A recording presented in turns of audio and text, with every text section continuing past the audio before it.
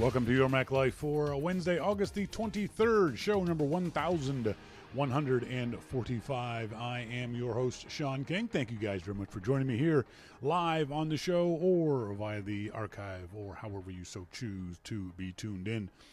On tonight's show, we're going to talk to our good friend Jim Dalrymple of The Loop at loopinsight.com about this whole AccuWeather CrashPlan mess and how companies seem to always get themselves stepping into these giant piles of poo. And later on in the show, in the Starting Point Photography segment, we're going to talk about long exposure photography. I went with a group to the Pacific National Exhibition.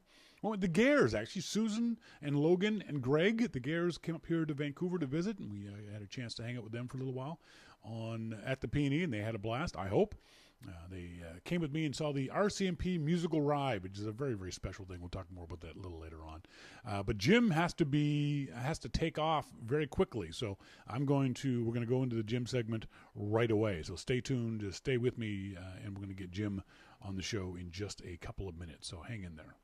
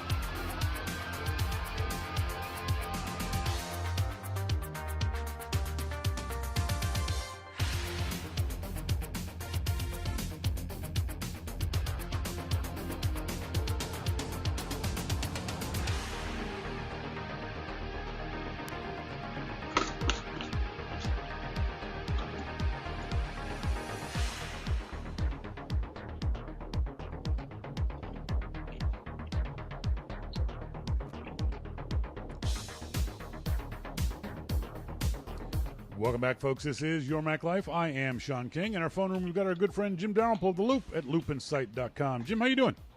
I'm doing good, Shawn. How are you? I'm good. Thanks very much for doing this. I know you've got you have to take off real quick, so we'll get right into it. First off, let's start off with this whole AccuWeather story. They posted a mea culpa on their website earlier today. What did you think of the non-apology they posted? Screw them. And why do you say that? Because all they basically said in their apology is, oops, you caught us. Yeah, that was really kind of the tone, wasn't it?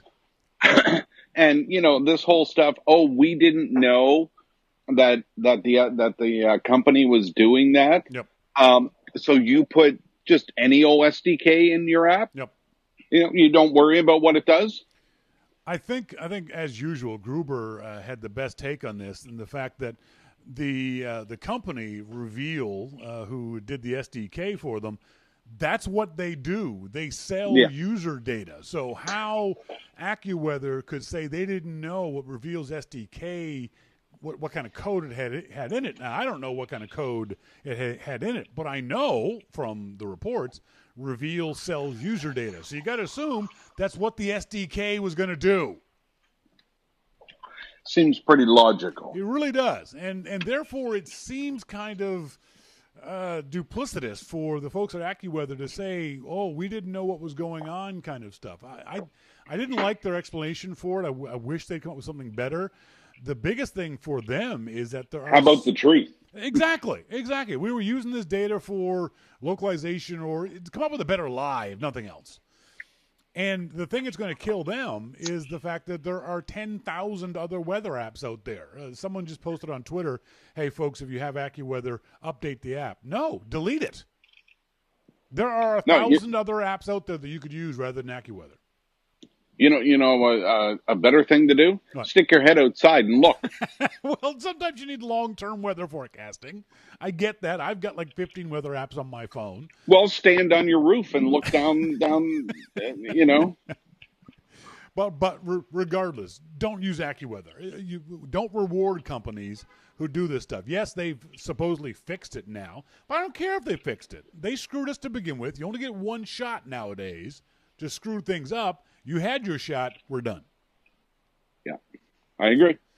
There's no reason to stick with companies who screw over users in this way. Speaking of that, well, obviously, and if they're stupid enough to not know what the SDK does, then you probably don't want to use them anyway. That's a good point. What other SDKs are they using that they don't know about? It brings up a whole bunch of other questions that make me suspicious of the company, either their lack of knowledge or their motivation. So, yeah, like I said, if they were the only weather app out there, I might cut them some slack, but they're not. There's dozens and dozens and dozens of others. Apple's own weather app is a perfectly good weather app, so don't bother.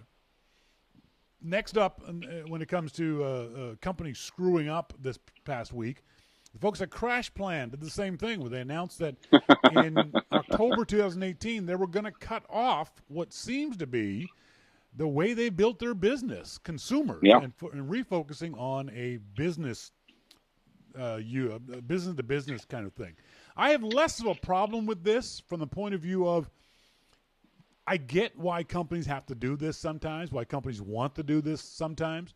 It's undoubtedly, and I'm sure CrashPlan would never say this, or Code 42 is the company's name, they'd never say this, but it's probably more profitable to serve a business customer, right? Right.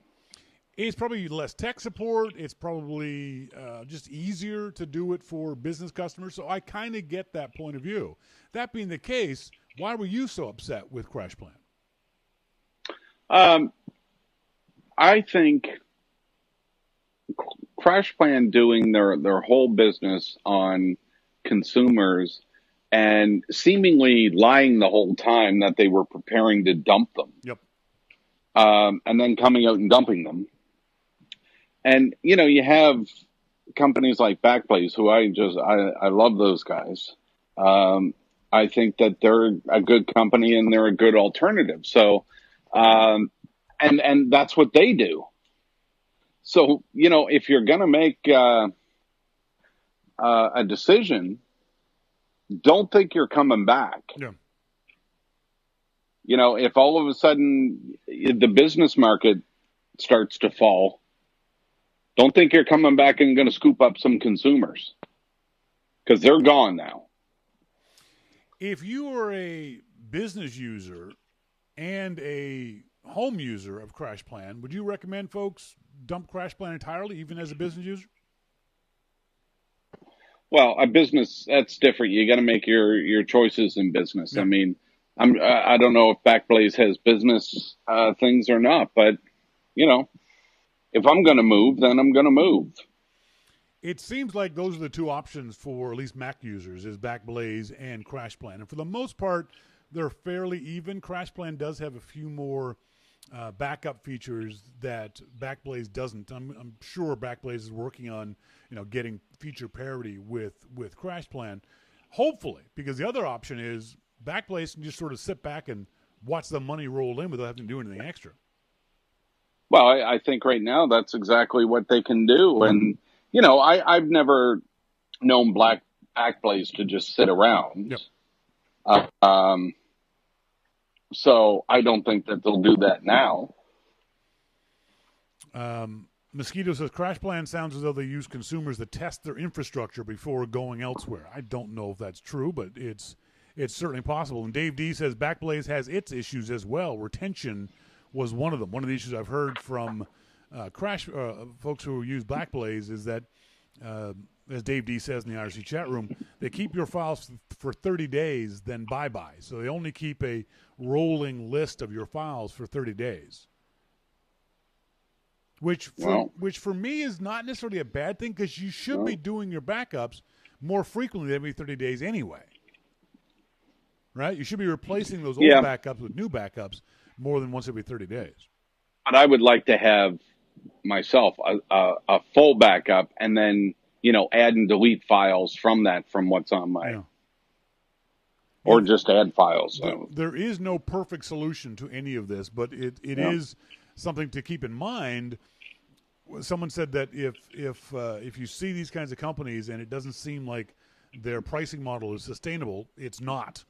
That if they're charging a ridiculously low price, and I'm not saying CrashPlan was or Backblaze is, you have to be careful with this kind of stuff. It's also why many of us recommend that you have more than one backup. Don't just rely on a CrashPlan or a Backblaze for that matter. Make sure you've got multiple ways of backing things up, whether that be Google Sync or Microsoft OneDrive or iCloud or whatever it is. Use them and a Backblaze or a CrashPlan type company, because you need more than one in case this kind of thing happens, or in case your one backup doesn't work for you. The other issue is if you lose your internet connectivity and need that backup, well, you're screwed. That's the biggest, for me, downside to cloud backups is I don't have an internet connection that makes me confident that if something happens, I can get all my data all at once. Well, we can always do hourly backups and take them to our safety deposit box. That's right. What do you do for your backup stuff? How do you back up your music files? Everything's backed up hard copy. Is it a local hard copy? So the problem is if something happens in your house, if your house, God forbid, or if the building, the bridge collapses underneath you or over top of you, you're screwed.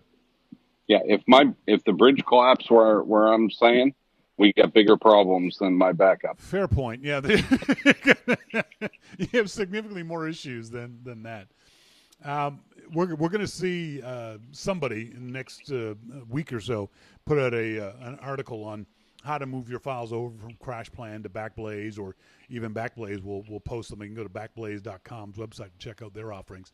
But it's something to keep in mind that if you've only got one cloud backup, you should look to another system for doing your cloud backups. I agree. The other story that happened this past week that I don't know if it's as important as what people make it out to be, from the New York Times, that Apple is scaling back its plans for its own car and is doing a bus instead. Did you read much into this story? Honestly, I think the media is just catching up to what's been going on for a while. Yep. I don't read a whole lot into it. It's interesting, of course, but I don't read a whole lot into it. I think it's going to be funny to see, an Apple shuttle going around all the different buildings without a driver. That's going to be cool. Well, I think, I think it'll have a driver. I think it'll have someone in that seat, but not actually driving the vehicle. There'll be someone there for the time being, at least probably the first year, just to make sure everything is working properly. But yeah, it is an interesting and neat idea. And it's a great way for Apple to test in real world situations or real life situations whatever plans they have for that technology. I don't think it's a matter of Apple scaling back its plans at all. I think it's a matter of Apple deciding this is where to put the resources. I think and they could have decided that when Mansfield took over, that's right. Exactly. And so that's what I'm saying. The media is just kind of catching up. And the one way that they decided that they could do real world testing is let's use our employees as guinea pigs. Yep. And why not put them in there and make everybody drive the shuttle? I mean, if your engineers aren't that good and it crashes, well, Exactly. You can always get more employees. What's the big deal? Lots of folks want to work at Apple. No big deal. But I think what it'll be is like the idea that the president of the United States and the vice president both can't travel in the same plane. I think what will happen is the board of directors won't let Tim Cook on any of the buses. Oh, he'll be on it. No. I don't think they'll let Tim Cook be on one of the buses. He's too important. No, He's too important to go on the bus. he'll be on. I don't think so. Guarantee it. I posted a story in the Loop last week. Planet of the Apps wasn't the best show ever, but it was still a win for Apple. Do you agree? Did you watch Planet of the Apps? How many episodes did you get through? I got through part of the first one. Any further? And then I watched some highlights of the others. I threw up like every 30 seconds doing it. Yeah, so, I watched all the first episode and then choked down about half the second one and just thought, you know what? Life is too goddamn short to sit through this kind of boring I don't need to stuff. do this. It wasn't even so bad that it was good. You know, there are movies you'll watch that are so bad you keep watching them just to see. Oh, like the bad. ones where the audio was out of sync and everything. Stuff like that. those are the best. Or just plain. I mean, the most recent example for me was Superman versus Batman. That was just awful on an epic level, and I watched it all the way to the end because I was like, I want to see how much worse this is going to get. But this wasn't even that interesting. It was just a boring TV show. Yeah. But do you think that it was a win for Apple, as this story reports? I think it was a testing ground for Apple. Agreed. That's about as much credit as I can give them. Yeah. You know, it's a testing ground. Now they know, hopefully, that was a piece of dog shit and it's not going to work and we're not going to do it again. Yep. If they come out with a second season of Planet of the Apps, then we have to worry. Yeah, that would be very interesting. Now, there's been no announcement of whether there will be a second season or not, and I got to believe that there won't be. But if Apple does do that, that would really concern me. I get them throwing this stuff up against the wall for 10 episodes, and it was a fairly low budget affair, so I have no problem with them testing this kind of stuff. But if they really decide that this is something they want to do for a second season, that would concern me about their judgment, because I think objectively everyone can agree it wasn't very interesting TV. No, that would be about the biggest understatement I've heard in a while. Yeah, that's right. And I think Apple understands that. Apple hasn't said a word about Planet of the Apps since it's been over. There's been no announcements, there's been no press releases, there's been no anything about it. I think that's the biggest hint we have, that Apple is not going to do this again. But I don't mind them testing this stuff. I like the fact that they're trying different things. I'm surprised that this is one of the things they try, because we all agreed from the beginning that from the description we didn't think it was going to be a good show, and it turned out that we were right. I was surprised that they went ahead with this particular model, but and Carpool Karaoke is either started or is coming up. I think it's a whole different show. I think Carpool Karaoke will be a success by any measure. I can see them doing that for 3 or 4 seasons. Yeah. The question, the only person that's going to be disappointed that Planet of the Apps isn't coming back is Will.i.am, because now he can't scam developers out of their businesses. That's right, exactly. It's going to be a lot harder for him to do that to folks. But it's going to be interesting to see how Apple is going to spend that $1 billion we reported on last week for show development, because the first 2 shows have been non-traditional. You know, they haven't been comedies, they haven't been dramas, they haven't been Game of Thrones, they haven't been Big Bang shows. They've been completely different from anything else that other companies are doing on mainstream TV. I wonder if they'll pivot back to that, where they'll do a show like Silicon Valley, which seems to be a good fit for Apple, developing those kinds of shows. No, see, Silicon Valley would have been a great show for Apple. Yeah, oh, absolutely. And something like that. And I wasn't even a big fan of Silicon Valley. I didn't think it was that funny of a show, but lots of folks liked it, and I saw the point of it. I didn't like it, but I understand why it was done and why people enjoyed it. So I think that's the kind of show that Apple, I don't know, should do, or should they keep experimenting? I think at this point, Apple really needs a hit. Yeah. They should. look for that big hit. And in the meantime, sure, keep experimenting, keep seeing what's out there. You never know what's going to hit and be a major hit. Yeah. But if they look for something more traditional, and something that people can really get into and identify with. But we talked about this before. It depends on how far Apple is going to let the producers and the writers of the show have their autonomy. Are they going to be allowed to say fuck? And are they going to be allowed to have a real world show, or is this going to be PG only? If that's the case, just stop now. Really? You think so? You think Apple shouldn't do PG-13 shows or even G-rated shows? No, I mean they can, but if that's going to be their main focus, I mean, then they're just going to be like a TV network. Just stop. Yeah. I would like to see Apple do something like Showtime and HBO and those types of shows. I would definitely like to see Apple push the envelope, but maybe they become such a consumer electronics company now that they are a G-rated company. Steve Jobs was famous for the kinds of things that he wouldn't allow in the Apple Store. And I wonder how much of that is still in Apple's DNA, whether they would go for the cutting-edge sort of real-life shows or whether they'd stick to the Disney-type shows. I'm not sure what Apple would feel about those kinds of things. I don't know, and that's the big thing, Because there's definitely, obviously, more of a market for G-rated content than there is for R-rated content. Yeah. Apple could sell more, and Apple could also appeal to its own personal image with parents and say, hey, here's a whole mess of programming for your kids that's not involving advertising, and there's not a cereal commercial at every break, and they're not trying to sell you toys kind of thing. It's almost educational kind of stuff. I think there's a big market for Apple to get into that kind of programming too. Yeah, well, there could be a market for anything for Apple to get into. It's just a matter of what their strategy is. I mean, if their strategy is to go for like kid shows and network type TV shows, okay. Yeah. Then we know what to expect. Right now, we have no idea. Yeah.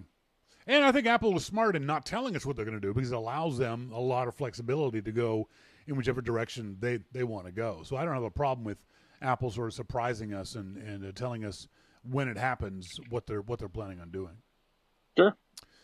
Here's a shocker from Samsung. Jim says Samsung is working on a smart speaker that'll be launched soon. Jim says, "Of course you are. Who cares?" I just thought it was funny. Oh no, it's definitely funny. But what I'm saying is isn't this another one of those stories that shut up and ship? That. No, not really, because they haven't. I mean, this is more of a story that, as soon as Apple says that they're going to do something, even though Apple wasn't the first in this market, which they normally aren't. As soon as Apple says they're going to do it, well, Samsung's got to do one too. Yeah, exactly. It's everything. Yep. Everything that Apple does, Samsung has to do it. So, yeah, of course you are. They didn't go into that market when Amazon had it or when Google had it. Yep. But as soon as Apple announced it, we're doing that too. It's coming soon. This is the kind of thing. Go ahead. And it'll probably catch on fire and burn your fucking house down. This is the kind of thing that makes the board of directors of Apple glad I'm not the CEO, because with $1 trillion in the bank of cold hard cash, I'd spend a great deal of time screwing with Samsung. Oh, yeah. I would just spend far too much time going, okay, build one of these and tell Samsung we're going to make it and watch them try to make it too. Drive Samsung's R&D into the ground while they try to come up with whatever device it was. You have no intention of actually making it, but you want to see if Samsung will follow along with you. That company annoys me to no end. It really does. It does. You can do a search on the Loop for Samsung and see how many times the various curse words pop up with Jim. Jim, you are in the United States, the lovely United States of America. The Powerball tonight is $700 million. Have you bought a ticket? I did not. You didn't? Why not? Why would I do that? Why not? I might as well just throw my money away. I don't have enough money to throw my money away. So seriously, you wouldn't have bought a ticket. I didn't buy a ticket. That's interesting. See, for me, when I was living down in the States and the Powerball, it's so funny the psychology that we have is I never bought Powerball tickets when they were $5 million or $10 million or even, $25 million. But once it got to like 100 or 200 million, yeah, I'll buy a ticket now, completely ignoring the laws of statistics and probability. Yeah. Because my odds have gotten less, you big dummy, when you wait until... And you know how they get that 500 million? From you. Exactly, from idiots like me. That's right. Exactly. Well, I think it's someone said to me on Twitter that it was, the odds were 1 in 282 million, and I was like, you know what? I don't buy it. I don't buy a Powerball lottery ticket expecting to win. It's just nice to play along and dream. Well, you know what? Maybe that's part of the problem, because if I bought one, I would just expect to win. Okay.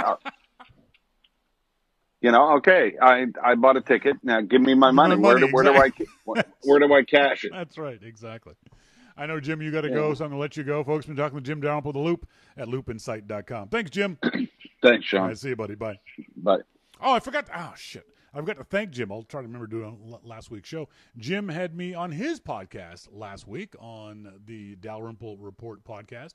You can go to the loopinsight.com and check it out. He just pull up the URL for you folks in the IRC chat room. As Mosquito says, Shawn was on Jim's podcast and hell froze over. We talked about photography. We actually had a good time talking about photography on Jim's podcast last week. So please listen to it if you would like. Oh, which reminds me, because of the podcast, we had a person, Jim, who next Wednesday morning at 8 a.m. Pacific time, 11 a.m. Eastern time, is going to do the Learn How to Use Your DSLR class. So if anyone else wants to join us, send me an email, Shawn at yourmaclifeshow.com, and we'll slot you in there at the same time. We use Google Hangouts, the same sort of Google Hangouts thing that we use for the live show here on Wednesday evenings. And so what that does is, but what I do is I turn on your microphone.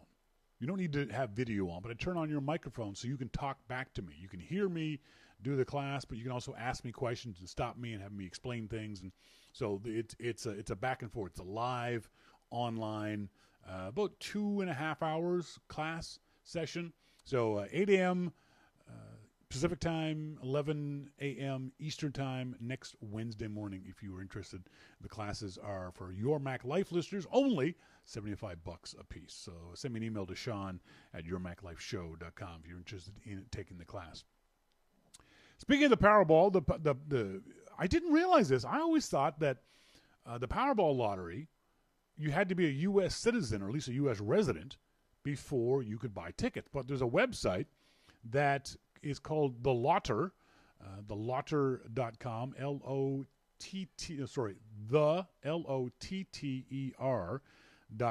LOTTER.com, where you can play the Powerball legally from anywhere in the world. So you can actually go play the lottery. And I'm sitting here with the thing. It says the draw closes in 1 hour and 7 minutes. So what I'm going to do is I'm going to buy a ticket right now, live here on the show. Okay?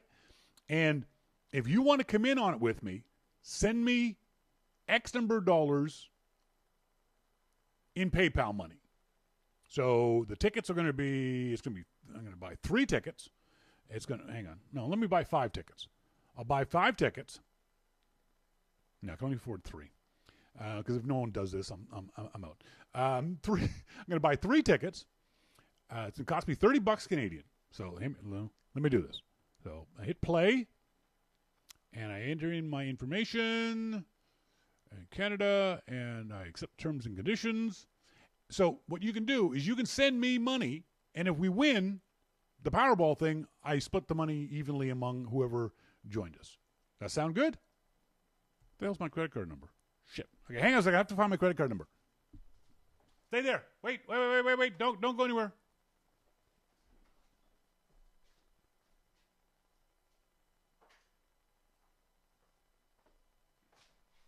I'm doing this live. I'm buying Powerball tickets live right here on the show. Okay, my credit card number is... No, I'm not telling you guys that. There's... And then it's this number, 1, 2, 3. And then this number. And then this number. Expiration date is that and that. And my CVV number is that. And do it in US dollars. Cost me a fortune. And submit. Do. Confirm.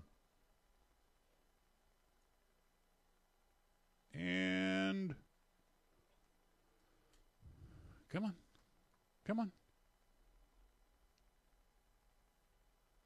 Dun dun dun! I just bought 3 Powerball tickets. No, the website is not based in Nigeria. This is suddenly Shawn realizes he bought a Russian mail order bride named Zveta.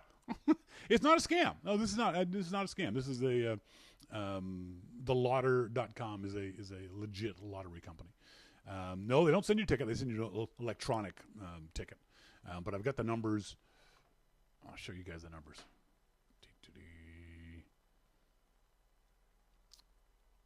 Come on, here we go.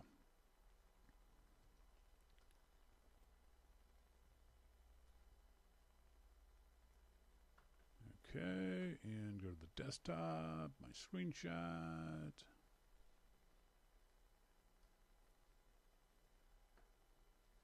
And drop that in there.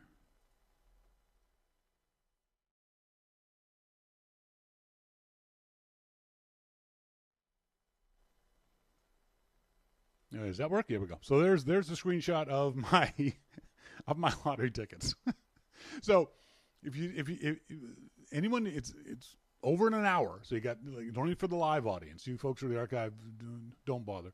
So whoever sends me money gets a share in the Powerball. It's $700 million, which is Canadian, $850 million Canadian. That's just utterly insane. Completely batshit crazy. Just the thought of that kind of money. And Josh on Twitter said, in case you're wondering if the idiot tax is right for you.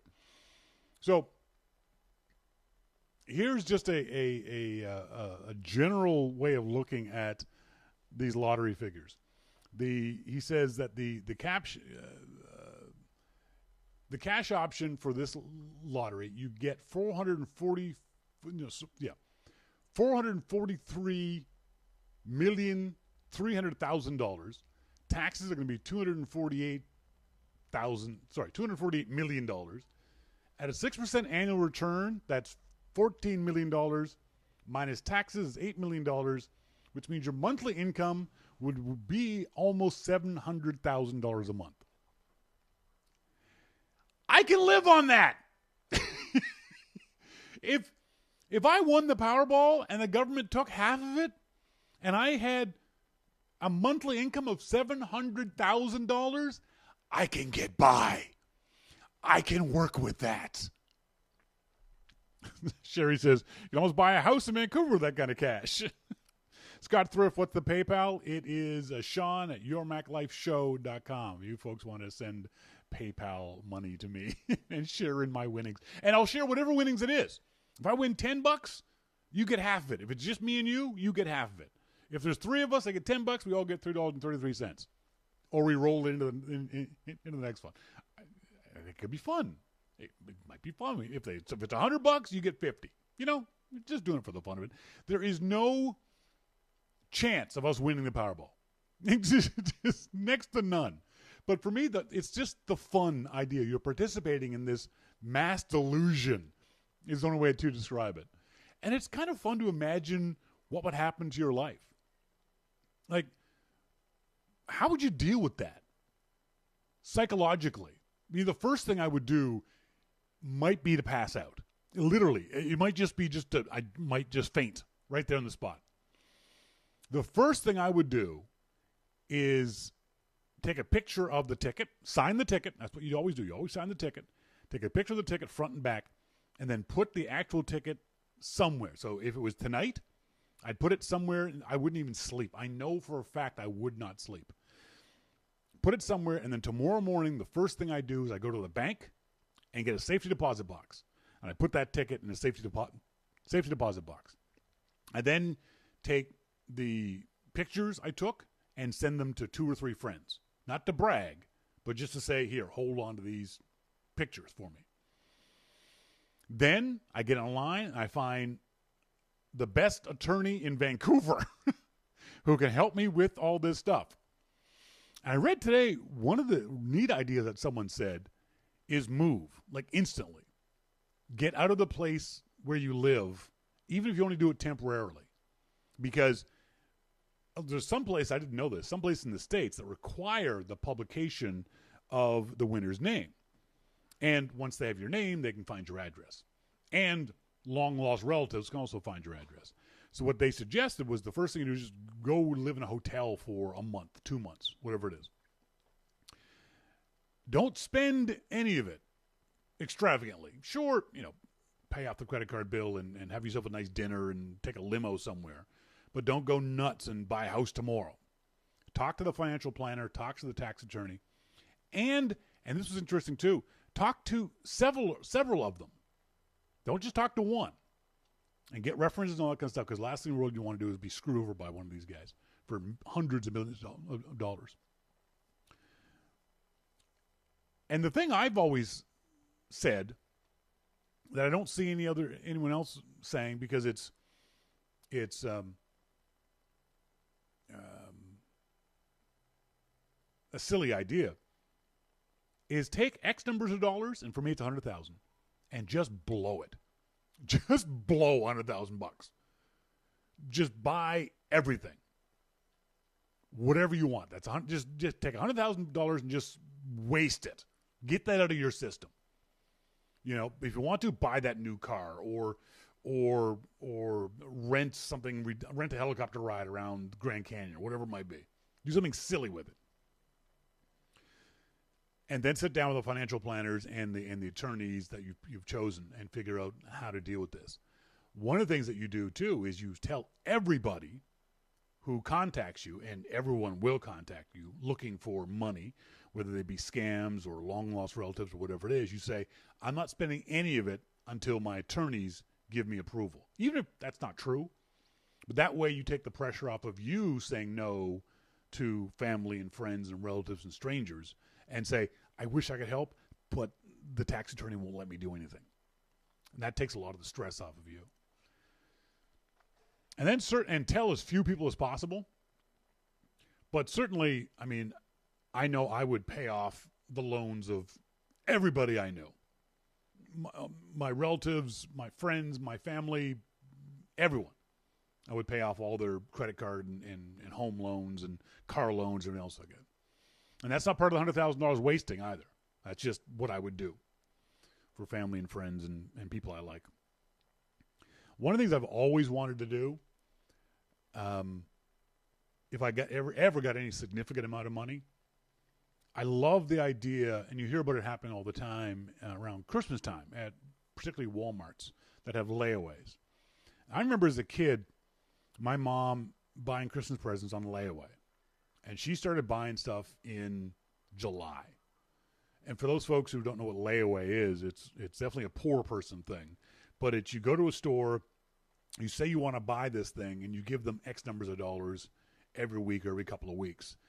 And then you pay it off. They still own the thing, and they have your money while you're paying it off. So if you wanted to buy toys for the kids, you'd go to...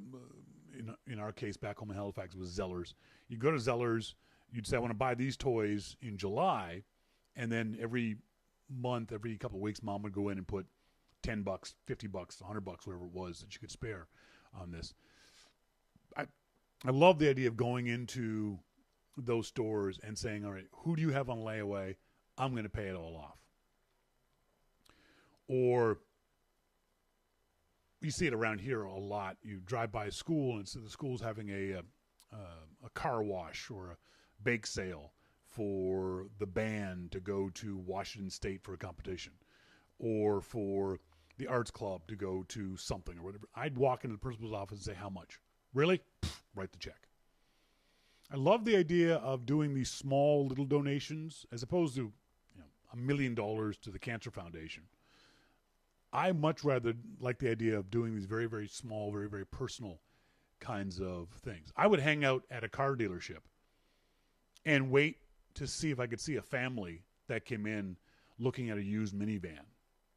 And I would buy the top-of-the-line minivan for the family, just right there on the spot. I wouldn't even say I was doing it. I would say to the sales guy, come here. I'm buying that minivan for them. Don't tell them who I am. Just pay it off. Insurance and everything.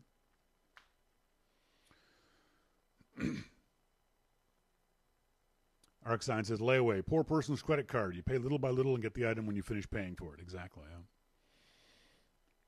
Layaway is the best system. No stupid credit card charges. Well, it's true in that sense. The problem with layaway is you're generally poor, and if you can't afford the layaway, depending on the system that the company uses, if you miss like one or two of the payments, they keep your money and don't give you the stuff. So layaway isn't good in that regard. But yeah, that's I would love to be able to do that kind of stuff for folks who where I am, but who are worse off than I am. Rather than giving millions of dollars to a foundation or something like that, I'd love to be able to be just a low-level philanthropist handing money out to folks. That's right. The other thing I wanted to mention to you guys, thanks very much to the nice folks at, hang on, let me get the story, 12 South. 12south.com is the website. I've always liked 12 South stuff. They've always made really cool, interesting products. And the founder of 12 South is a guy named Andrew Green. I worked with Andrew back in the day at Griffin Technology. And Andrew was the original developer of this curve-like thing, this basically laptop stand. And 12 South has come up with the Curve for the MacBook. And they have kindly allowed me to give away two Curves to lucky listeners of Your Mac Life. All you got to do is go to the website, yourmaclifeshow.com, and right there at the top of the page, I'll even show you. Right here at the top of the page, it says Friends of YML Contest Entry Form. You can't miss it. It's right there. Right there. You see it right there. Click on that. Fill out the information. Make sure you've got a real email address there. Scott Thrift says, is the Curve giveaway for U.S., Canada only? It is not. It is a worldwide contest. So, Scott, you there in Australia can enter into the contest as well. Send in the entry form. Make sure you've got a legitimate email address. Don't put a fake email address in there. I'm not going to sell your email address or do anything with it. I'm going to throw it away after the contest is over. So,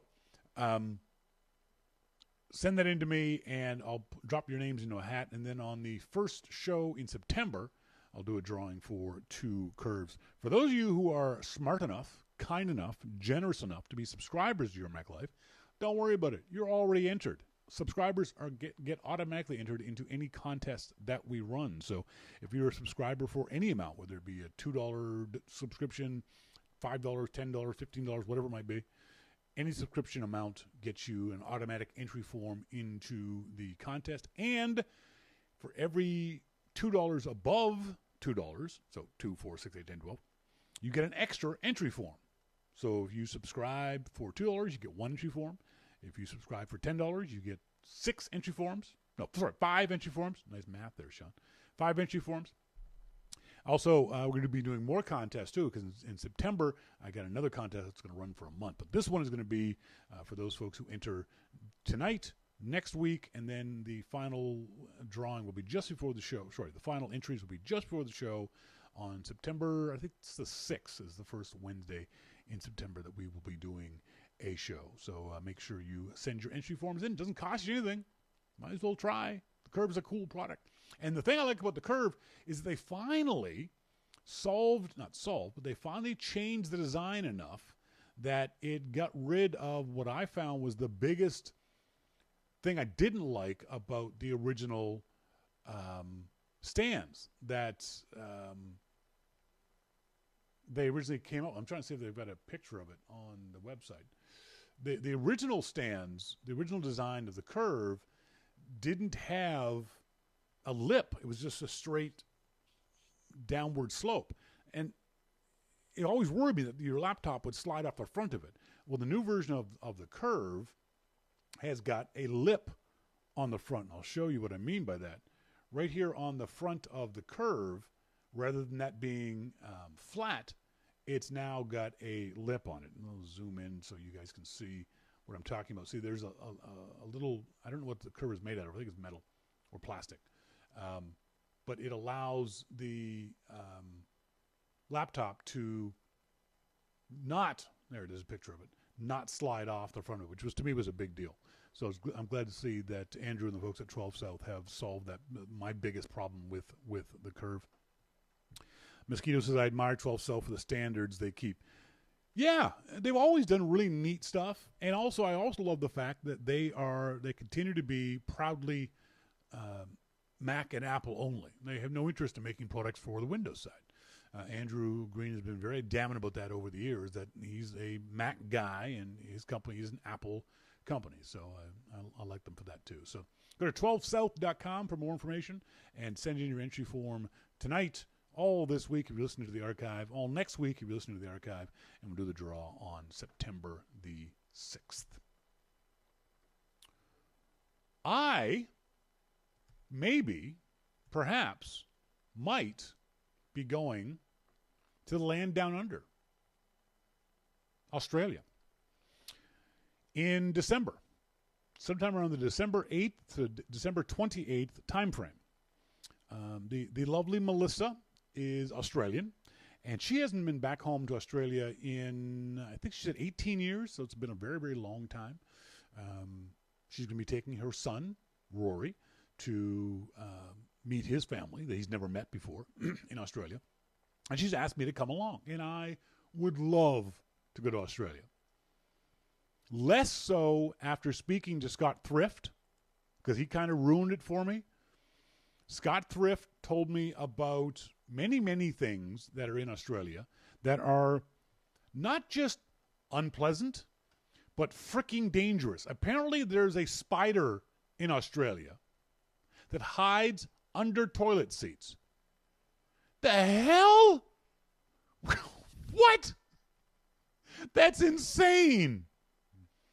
Supposedly, again, according to Scott Thrift, he says there are more things in Australia that can kill you than any place else in the world. That's just demented. That's demented. He gave me a link to this thing, and I kid you not, this is what it's called. It's called, wait for it, the Australian bird-eating spider. Yes, it's a spider that eats birds. Birds. This thing is 2 inches by 4 inches and looks like a goddamn tarantula. That doesn't look interesting, cute, fun at all.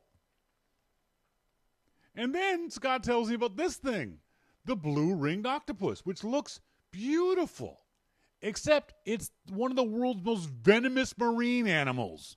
So I can't even go into the frickin' water. So I may be having second thoughts about this. That's just insane. You know, we all heard about the other, we've heard about all kinds of horror stories about animals in Australia. But spiders that hide under toilet seats? Man, that's just terrifying. And Scott says, don't forget about the drop bears. Drop bears are fake, by the way. Stop it, Scott.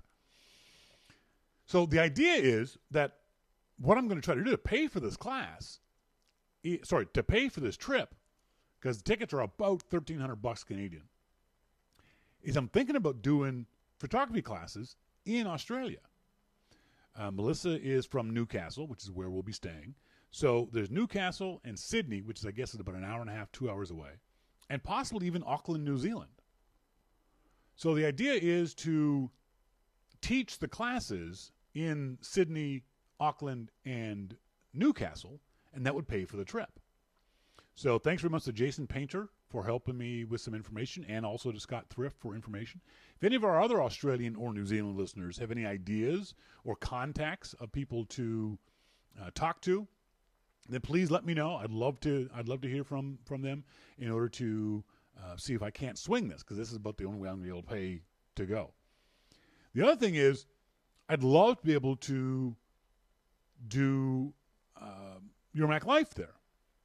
The way the calendar works, just check the calendar for that period of time. December 8th is a Friday, so I'd probably leave on the Thursday, and the 28th is a Thursday, so I would miss the show on the 13th and the 20th. We don't do shows. We never have done shows in the Christmas break, so I'd miss 2 shows. But I'd rather not miss the shows. I think it'd be kind of neat to be able to do shows from Australia, but it means getting my gear there.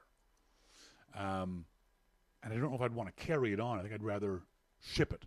So I need to, I think I need about $2,000. I need to make $2,000 in order to pay for the trip, to pay for the flight, to pay for shipping gear, just to expenses. So that's my goal, is to make $2,000 in classes. So if anyone knows any groups in Australia, in Newcastle, in Sydney, and maybe even in Auckland, New Zealand, that might be interested in the photography classes I teach, please let me know. Send me an email to Shawn at yourmaclifeshow.com.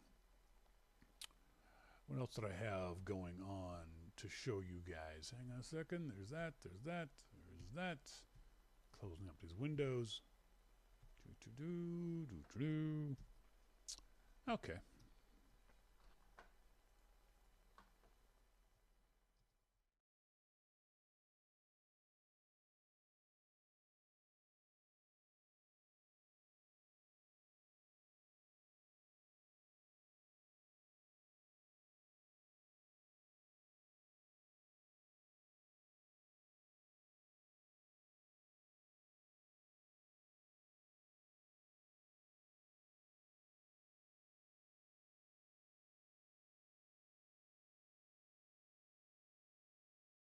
In the United States. And it's fun. It's cute. They have the usual amusement ride stuff, which I don't ever go on. They have the usual carnival games, which I never play. I know they're a ripoff. But they also have the farm stuff, the exhibit of farm animals, and that's kind of fun. You go in and there's the 4-H club, the kids who are raising animals, learning about animal husbandry. And so you go in and there's kids with everything from, cows to pigs to sheep, all the way down to chickens and rabbits and hamsters and llamas. It's really kind of a cool kind of thing. And so every year when I go, I don't go to the P&E every single year, but I go probably every second or third year. And if there's something of interest to me, I go to the P&E because it's just a fun thing to do. This year, though, I made sure I went to the P&E because at this year's P&E was this wonderful, wonderful thing called the RCMP musical ride. Now, a lot of you may have heard about the musical ride, or maybe you've been lucky enough to see it. But this is a Canadian tradition. This is the Royal Canadian Mounted Police. It's kind of like our version of state police mixed in with the CIA, mixed in with the FBI kind of stuff.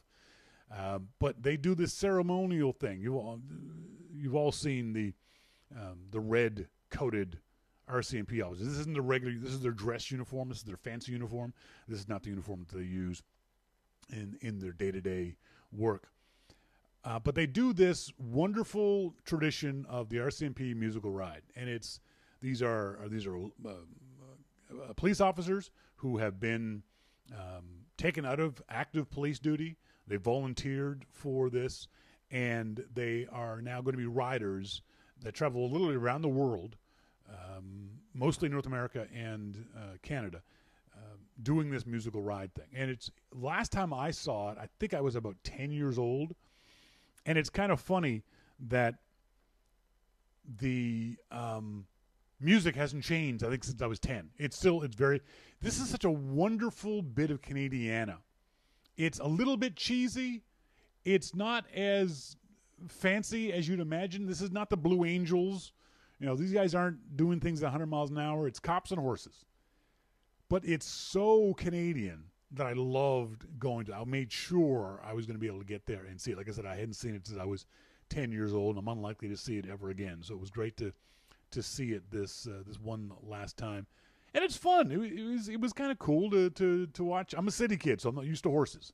I'm not used to seeing horses. I always loved watching horses and loved watching what they were doing. I was talking to an RCMP officer afterwards, and I hadn't realized how much work they're doing on the horses. They make it look effortless. And I just assumed that the horses knew how to do this by rote. That you didn't have to even be on the horse. The horse would know how to do the routine. But she was telling me that no, they don't. The horses still need a lot of direction when it comes to the routine. So they're still working very, very hard. And I didn't realize, not with the reins, they're working with their legs to maneuver the horses around. Again, I don't know anything about riding a horse. So for those of you who remember the old $50 bill, this position, this pose, this whatever they call it, was used to be on the back of our $50 bill here in Canada. And this is what they're most known for, is the RCMP musical ride Charge. So watch for this.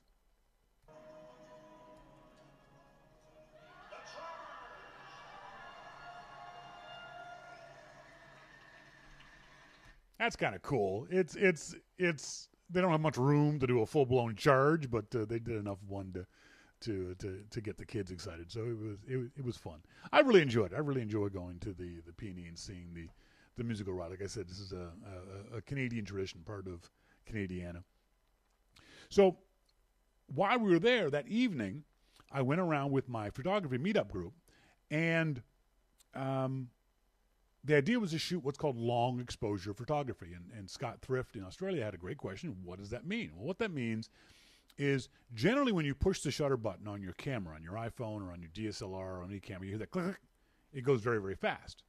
Generally, the photographs that you take are, the speed of the shutter is measured in hundredths of a second, sometimes thousandths of a second. Long exposure photography means that instead of that shutter going very, very quickly and lasting for 1/500th of a second, the shutter opens but stays open for much longer periods of time. And longer in this case means 1 second, 2 seconds, 5 seconds, 10 seconds, depending on what you're looking for before the shutter then closes. So that's called long exposure photography. And remember, photography is about light. Remember, I keep saying this. I keep harping on this idea that photography is about capturing light. So if you hold the shutter open for a long period of time, more light gets in, which means you can't do long exposure, for the most part, in the daytime because too much light gets in. So you have to wait for the sun to go down. You have to wait for what's called the golden hour or even the blue hour. That's the hour, that's the time after the sun's gone down, but before it's gotten completely black outside. The sky is a beautiful blue color. And what you do is you set your camera up, you look for an interesting visual, look for an interesting location. And you set your camera up, and you got to be able to put it on a tripod. Okay? You can't do this long exposure stuff handheld. It's almost impossible. Not. It is impossible to hold your camera steady for a second or 2 seconds. You just can't do it. Your breathing makes your camera move. Your heartbeat makes your camera move. So you got to put it on a stable platform like a tripod. The next thing you got to do is find some kind of remote release, because you don't want to have to push the shutter button on your camera. Because what happens is just the act of pushing the shutter button on the camera shakes the camera. And camera shake causes blur. And weirdly enough, when you put your camera on a tripod, you have to turn off image stabilization on Canons or vibration reduction on Nikons, or whatever it might be called on your particular brand of camera. Because weirdly enough, So image stabilization, vibration reduction, even on the iPhone, works by counterbalancing your movement. So if you move to the left, it moves to the right. So it tries to keep everything dead center, to kill the vibration of your hand or your body, of whatever it might be. But when you're on a tripod, there is no vibration. The problem is image stabilization, if it's on, looks for vibration. If it doesn't find it, it kind of causes it so it can solve its own problem. It's weird. But when you're on a tripod, turn off your vibration reduction or your image stabilization. For most people, it's going to be a button on the side of your lens. So you set your camera up in a spot. You find your good composition. Remember, we always talk about how important composition is. You want to look for a good foreground, a good middle ground, and a good background. Now, in this case, because I want to shoot amusement rides, I want to look for interesting lights, too. Interesting spinny lights. So you find a ride that spins around, a Ferris wheel or a tilt-a-whirl or a scrambler or any number of other kinds of amusement rides that has lights that spin around for you. And generally what you do is you set your ISO to be 100 or less, because you don't need to worry about light sensitivity of your sensor, because you can be holding your shutter open for 2 to 5 seconds. So make your ISO very, very low, 100, even 50 if you can. Set your aperture to the 2 fire or forget aperture, which is f8 or f11. So that'll have your aperture open a fair amount. Not really tight, but not really wide open. f8 or f11. Because what you're going to do is play around with shutter speed. So you can turn your camera to shutter priority mode. That's TV on Canons and S on Nikons. And then start playing around with the shutter speed. So the first thing you do, you just take a test shot. You look through your viewfinder and have your shutter speed set for 1 second and see what it looks like. See how it comes out.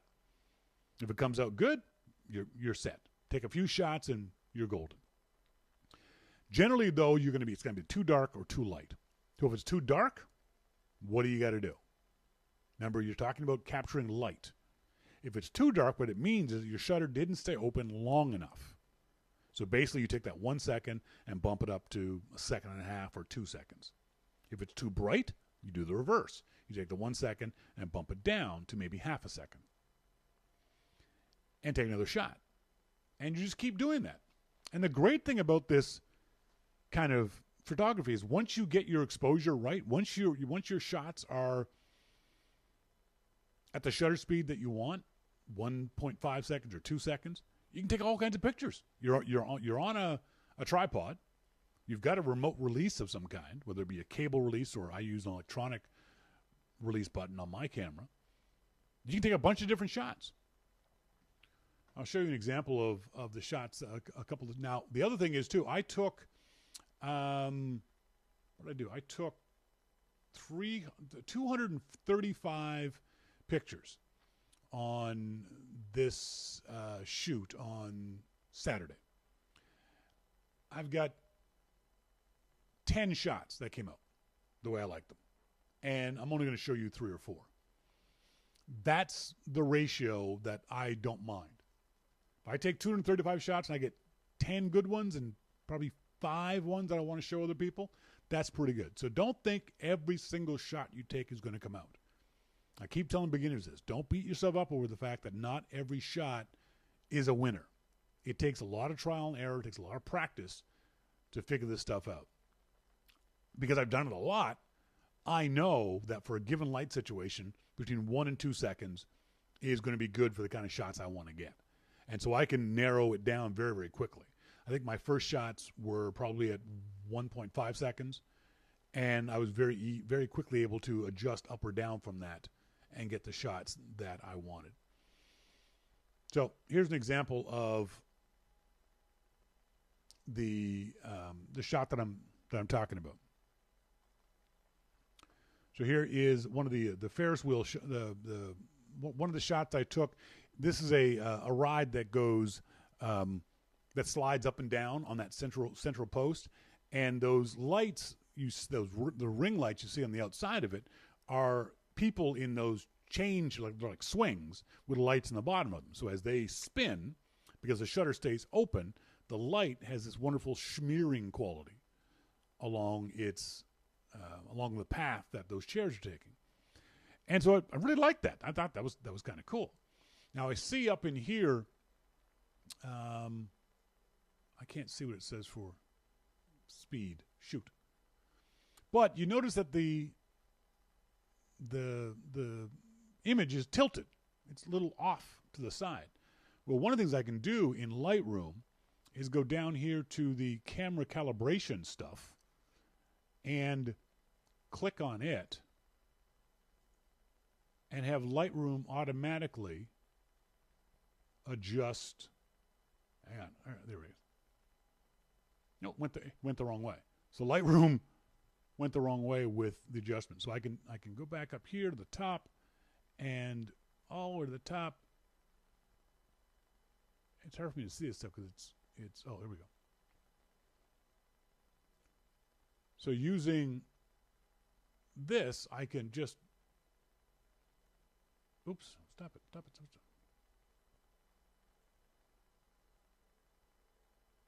I can't find the angle adjustment thing. Is this it? There we go. So using this slider here, I can straighten the shot up. The problem is when I straighten the shot up, you notice that at the top of the shot, I've cut off the top of the lights that I wanted to get. That's no good. I don't like that. So I knew that when I took the shot. I knew that the first shot, my camera was basically sitting on my tripod at the wrong angle. So I quickly straightened it out. And then I got this shot instead. So now I've got it straight up and down, and I've got the neat ring of light around it. And it's real simple in Lightroom. For my white balance, I'll click on auto. And I don't like the auto white balance, so I'll Command Z that. On exposure, I click on auto.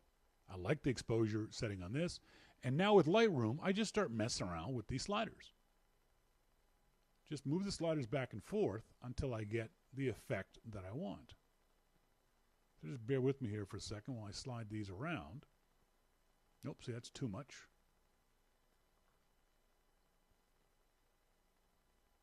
As I slide them around, you'll see different detail comes up. And make it brighter, give it more punch. So I kind of like that shot now.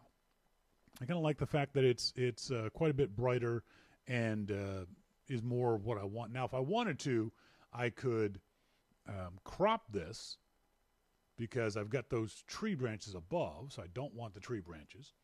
There's nothing over here on this side, so I'll crop it that way. There's nothing over here on this side, so I'll crop it this way. But I kind of like the little Canada flag tower here. I could, if I wanted to, get rid of it completely. And now, that's my image. So one of the other images I took was of one of the Ferris wheels. Not Ferris wheel. This was one of those spinny rides. And it was really cool because it started off as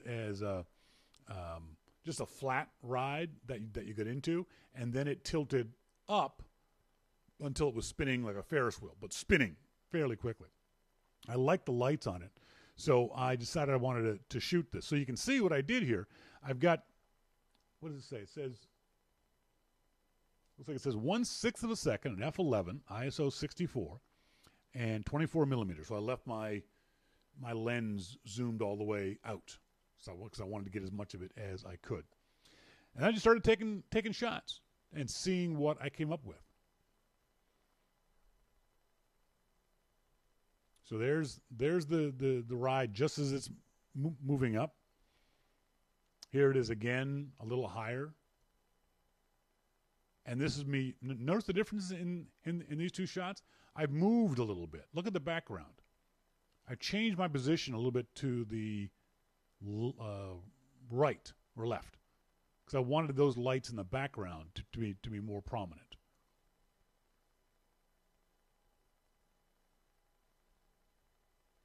And this is the ride at full height, and this is the ride once it's starting to come back down again. So I've picked the one that I liked the best, the angle of the ride that I liked the best. was this one. And then I just, with the sliders in, you notice how my shutter speeds stay the same for this whole time. It's all 1.6. My aperture stays the same. It's all f11. ISO is all the same. Like I said, once you get the composition and the shutter speed right, you can just keep taking bunches and bunches of pictures. So then I got this one into Lightroom, and I just made all the lights pop a little bit, because this shot is not what I saw live there at the P&E. This is very muted to me, whereas this one seems to be more of the kind of shot that I wanted. Notice how the background is all nice and dark. There's no, it's in focus, but it's not very prominent, because I don't want to distract away from this fun light circle up here. Same with the lights over here of a different ride. They're there, but they don't distract away from this. And if I do the auto exposure, if I grab the exposure button, see how much detail you can pull out in the background? Now, I don't want to do that, but this is why I always tell folks it's okay if your shots are a little bit dark, because you can often pull detail out of dark areas. Whereas if your shot is overexposed, if there's bright spots all over the place, it's hard to get detail. It's almost impossible to get detail out of bright spots. It's easier to get detail out of dark spots. So if you look in your viewfinder, take a picture and look in your viewfinder, it looks a little bit dark, that's okay.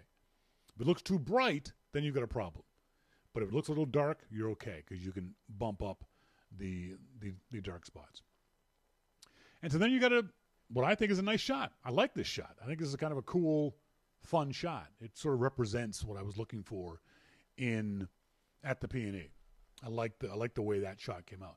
But like I said, I took 235 shots, and there are 4 or 5 of them that I think are really, really good. So try this. It's State Fair time. It's the time your local state fair is going on. So if you get a chance, you don't got to go any rides, you don't got to eat any cotton candy, you don't got to do any of that kind of stuff. Just go, take your camera, take your iPhone, take a tripod, mount it on the tripod, and just play around with the shutter speed. Increase your shutter speed. Start off at 1.5 seconds. Push the shutter button or use a remote camera. If your camera has a timer on it, you can use the timer feature. You can use the timers are 2 to 5 to 10 seconds. Use the timer on it and let the timer take the shot and play around and see what kind of cool, fun little effects you can get with your iPhone or with your DSLR. If you have any questions about this kind of stuff, you guys know I love helping you out with this. So send me emails to Shawn@yourmaclifeshow.com. I'm always happy to help folks try to figure out what's going on here. I got an iPhone question, which reminds me, Steve Overton. Steve listened to me talking to Jim Dalrymple on The Loop on his podcast, and I misspoke, and my apologies to Steve for that. I described the way the tap and hold on the iPhone, the way I described it was a little misleading. Scott thought I meant when you tapped and held on a spot and then moved the slider, that just the square that you tapped on would get brighter or darker. I misspoke. The whole image gets brighter or darker. So my apologies to Scott for that, because apparently he went, just thought he was dumb because he was trying to do just the spot, and it was my fault. So my apologies, Scott. Now you can do that. You can do it in the native iPhone app, but there are apps that allow you to do that. For example, Snapseed. Snapseed allows you to brighten up just a spot. So if the background is you want the background dark and you want to brighten up someone's face, you can do that in Snapseed, where you can just brighten up just their face. You can do it in Lightroom. I think you can do it in Lightroom Mobile. I'm not sure. And there's a bunch of other apps you can do that in. So again, my apologies to Scott for misleading him on that. Speaking of Scott's, I get this just for the show. Scott Thrift in Australia said, my Apple Watch gave me a notification of the Your Mac Life YouTube stream. At a glance, I thought I was getting a secret message from a spy ring of the mafia. So I don't know if that's a good. I didn't realize that's the picture that YouTube sends you guys when when the show starts. I don't know if that's a good thing or not. I think it might be a little bit creepy for some folks. Yeah, let me fix that so you guys don't get that kind of message on your watch. That's hilarious. Dave D says, any info on this YML class next Wednesday? By the way, folks, Dave D, when you guys want to ask me a question in the IRC chat room, the best thing to do is to use my IRC name. So use Shawn King. Because what happens is when you use my Shawn King name in IRC pops up and down. Like exactly, Monty says like this. It makes it in red for me to see, but also my IRC icon bounces up and down. So I know you guys are talking directly to me. Dave, the class is on Wednesday morning from at 8 a.m. Pacific time, at 11 a.m. Eastern time. It's $75, and this particular class is going to be learn how to use your DSLR. So if you've got a DSLR, a camera with the lens that pops off, that twists off, this is the class for you. If that doesn't work for you, Dave, send me an email, Shawn@yourmaclifeshow.com. We'll work out some other time. The classes can be done one-on-one. This class is going to be for a guy named Jim. Jim has signed up and paid for the class, so I'm just opening up to other folks who might be available at the same time. It's live, 8 a.m. next Wednesday morning Pacific time, 11 a.m. next Wednesday morning Eastern time, and it's back and forth. It's not just me talking to you guys. Your microphones will be on. You'll be able to ask me questions. I'll be able to hear you. You'll be able to see me. I don't got to see you, but if you want to turn your camera on, you're more than welcome to. But it's definitely going to be a back and forth kind of thing. So send me an email to Shawn@yourmaclifeshow for more details. Folks, that's it for tonight's show. I want to say thanks, as always, to our good friend Jim Dalrymple of The Loop at loopinsight.com, and to you guys for being tuned into the show. Also, a big thanks to the folks at 12 South, 12south.com, are letting us give away a curve for the MacBook, 2 curves. So next week, we'll take more entry forms. It's easy to enter. Go to the website, yourmaclifeshow.com, right there at the top of the page, Friends of YML entry form. Fill that entry form out. It comes to me. I'll put your name in the virtual hat. If you're a subscriber to Your Mac Life, don't worry about it. You're already guaranteed an entry form into the contest. And for every $2 you subscribe, you get an extra entry form. So that's a bit of incentive for you guys to subscribe to Your Mac Life. Just go to the website, yourmaclifeshow.com. On the left-hand side there at the top, you can click on the subscribe button, and $2, $5, $10, $15, whatever it is that you choose, comes out of your PayPal account or your credit card, your choice, each month, and comes to me, and I get to pay for things like trips to Australia. Folks, until next week, as always, I've been Shawn King, and you're listening to Your Mac Life. See ya!